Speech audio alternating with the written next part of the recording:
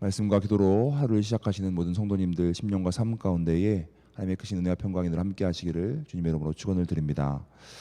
히브리어로 아나시라고 하는 단어는 우리말 인생, 삶이라고 하는 단어로 번역됩니다.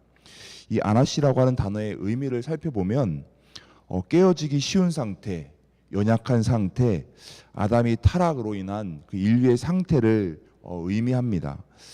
우리 모두가 인생 가운데 어떤 목표를 세우고 의지를 가지고 그것을 이루려고 합니다. 최선을 다해서 무언가를 성취하려 하고 그로 인해서 항상 좋은 일만 가득하기를 바랍니다. 그런데 때로는 우리가 전혀 예상치 못한 일들이 발생하기도 하고 또 우리가 결코 원치 않은 문제가 생기기도 하고 또 우리 가정에 우리의 일터에 일어나지 않기를 바라던 일들이 생기기도 하기에 때로는 우리가 깨어지고 좌절하고 낙심하게 됩니다. 이처럼 우리의 인생이 죄에 빠지고 연약하고 깨어지기 쉽기에 이러한 의미를 담은 히브리 단어 아나시라고 하는 단어로 인생이라고 하는 표현을 사용합니다. 오늘 읽은 성경 본문은 예레미야 선지자를 통해서 유다의 열방, 유다 이웃 나라들에게 하나님께서 하시는 말씀입니다. 바벨론에게 복종할 것을 명령하시고 또 거짓된 예언을 경계하라라고 분명히 말씀해 주고 있습니다. 2절부터의 말씀을 보면 하나님께서는 예레미야를 통해서 줄과 멍에를 목에 메고, 즉 억압과 속박을 상징하는 이 줄과 멍에를 목에 메고 바벨론을 대적하기 위해서 동맹을 맺으려고 예루살렘에 온 주변 국가의 사신들에게도 그것을 주어서 그들의 왕들에게 가서 하나님의 말씀을 전하게 하라라고 말씀하십니다.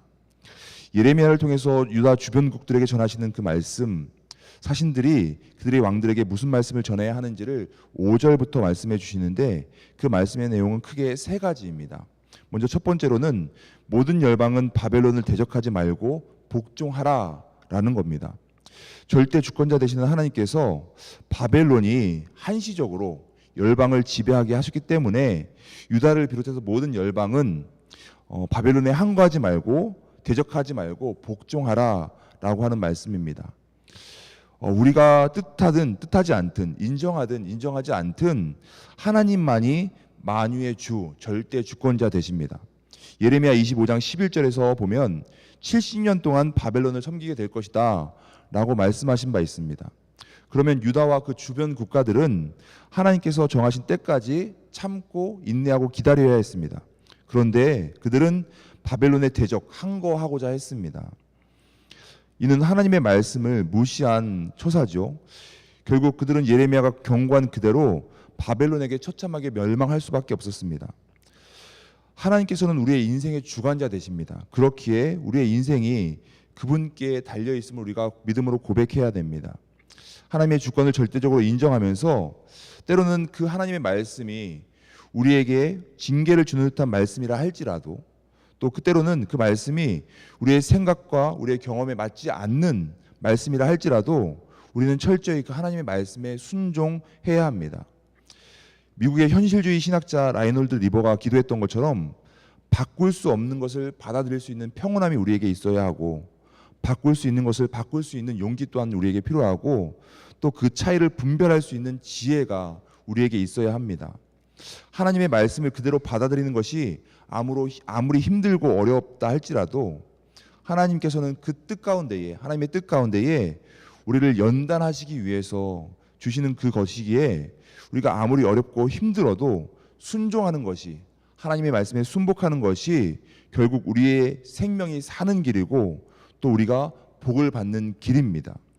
둘째로 오늘 말씀에 보면 9절부터 10절까지의 말씀에 바벨론에 대항해서 승리할 수 있다고 미혹하는 그 거짓 선지자들의 말을 듣지 말라라고 말씀합니다. 선지자뿐만 아니라 복술가, 꿈꾸는 자, 술사, 요술자 등 그들의 거짓 예언을 듣지 말라라는 겁니다. 왜냐하면 그들의 거짓 예언을 믿고 따랐다가는 멸망하는 길로 가게 되기 때문입니다. 멸망당하기 때문입니다. 그럴듯한 말로 우리가 듣기에 좋은 말로 하나님의 뜻과는 반대되는 거짓 예언으로 우리를 미혹하는 거짓 선지자들을 경계하라. 그것이 살 길이다. 생명의 길이다. 라고 하는 말씀입니다. 하나님의 심판이 날이 다가올수록 거짓 선지자들이 더욱더 많아질 것이고 그들이 하나님의 자녀들을 우리들을 그릇된 길로 인도할 것이다 라고 하는 말씀입니다. 하나님의 심판이 이미 정해져 있는데도 불구하고 하나님의 백성이 이방인들에게 멸망당하는 것은 그런 일은 없을 것이다 라고 미혹하면서 예루살렘, 이 성전 안전할 것이다 라고 믿게 만드는 거짓 예언들 조심하라는 겁니다. 이 거짓 선지자들은 당시뿐만 아니라 지금도 여전히 다양한 모습으로 우리에게 속삭입니다. 그렇게 하나님의 뜻과는 상관없이 거짓되게 살아도 괜찮다, 그것이 복받는 길이다 라는 거죠. 그러한 거짓 선지자들의 말에 미혹에 넘어가면 그 종말은 파국에 파멸에 이르게 될 뿐입니다.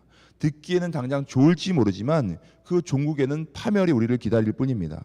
그래서 오늘 마지막으로 우리에게 주시는 말씀, 세 번째 말씀을 보면 11절 말씀에 바벨론의 지배에 복종하고 섬기는 나라는 멸망당하지 않고 거기서 살 수 있게 하겠다라고 말씀해 주십니다.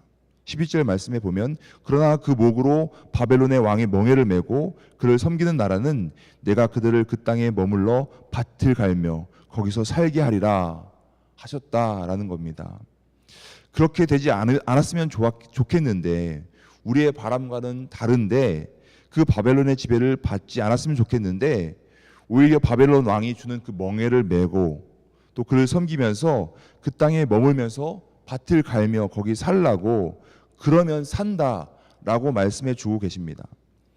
제3자 입장에서는 그게 쉽게 받아들일 수 있지만 바벨론에게 지배를 당하는 당사자라고 한다면 자유를 주시는 분이 분명히 하나님이신 줄 알았는데 오히려 속박을 당하라고, 그렇게 속박당한 채로 살라고 말씀하고 계시니 마음속으로 잘 받아들이기 힘들고 납득이 되지 않는 게 사실입니다. 사방이 캄캄해서 어디로 가야 할지 모르겠는데 빨리 이곳을 벗어나고 싶은데 거기서 밭을 기경하며 살라라고 하시는 이 하나님의 말씀이 결코 이해되지가 않습니다. 잠언 16장 9절 말씀을 보면 그런데 우리에게 이렇게 말씀하시죠. 사람이 마음으로 자기의 길을 계획할지라도 그의 걸음을 인도하시는 이는 여호와시니라. 우리가 아무리 우리의 길을 계획할지라도, 선하고 복된 길로 가겠다고 아무리 계획을 잘 짠다 할지라도 우리의 걸음을 인도하셔서 당신이 원하시는 그 길로 우리를 이끄시는 분은 바로 하나님이시다라는 겁니다. 현재 우리 삶 가운데 당하는 여러 가지 어려움들, 환난들, 고난들이 있다고 해도 그 모든 것이 하나님의 뜻 가운데 있음을 우리가 확신해야 하고 또 하나님만을 바라봐야 함을 오늘 말씀을 통해서 깨닫게 됩니다. 존 웨슬리 목사님이 1778년 10월 26일에 쓴 편지 내용에 이런 내용이 있습니다. 세상 일이 힘들고 괴로워 낙심될 때에는 위를 바라보십시오. 하늘은 아무도 막지 못합니다. 우리의 도움은 위로부터 옵니다. 그러니 하나님께 소망을 두고 더 좋은 날을 위하여 예비하십시오. 하나님께서는 분명 우리가 어줍지 않은 헛된 바람을 불어넣는 그런 거짓된 예언을 따르지 않기를 원하십니다. 오히려 고난 가운데에도 하나님만을 바라보면서 진리를 따라 살기를 우리에게 분명히 원하십니다. 거짓을 버리고, 거짓된 그 예언 버리고, 거짓된 바람을 버리고, 때로는 우리가 견디기 힘든 고난과 역경 가운데 있을지라도 오직 참된 소망 가운데에 하나님만을 바라보면서 하나님의 진리의 말씀을 붙잡고 살아가는 저와 여러분이 될 수 있기를 주님의 이름으로 축원을 드립니다. 환난은 인내는 연단은 소망을 이루게 함을 확신하시고 오늘 하루도 진리의 말씀 안에서 또 하나님의 뜻 가운데 거하시는 우리 교우님들이 되시기를 주님의 이름으로 축원을 드립니다. 기도하겠습니다. 하나님 아버지, 오늘도 말씀과 기도로 하루를 열게 하시니 감사합니다. 우리 인생 가운데 뜻하지 못한 환난과 고난이 있을지라도, 그래서 빠르게 거기로부터 벗어나고 싶을 때라도 거짓된 선지자들의 거짓된 위로와 헛된 바람에 미혹되지 않도록 우리의 마음을 붙잡아 주시고, 사방이 막힌 듯 할지라도 오직 하늘을 바라보며 참된 소망 되시는 주님만을 바라보며 참된 진리 안에 거하는 우리 모두가 될 수 있도록 은혜로 지키시고 인도하여 주시옵소서. 오늘 저녁에는 함께 예배로 모입니다. 영과 진리로 하나님을 예배하는 자들 되게 하시고 모이기에 힘쓰는 우리 아연의 교우들 될 수 있도록 은혜로 인도하여 주시옵소서. 오늘 하루의 모든 일들도 주님께 맡기고 의지하오며 우리 주 예수 그리스도의 이름으로 기도드립니다. 아멘. 하늘에 계신 우리 아버지여, 이름이 거룩히 여김을 받으시오며 나라가 임하시오며 뜻이 하늘에서 이루어진 것 같이 땅에서도 이루어지이다.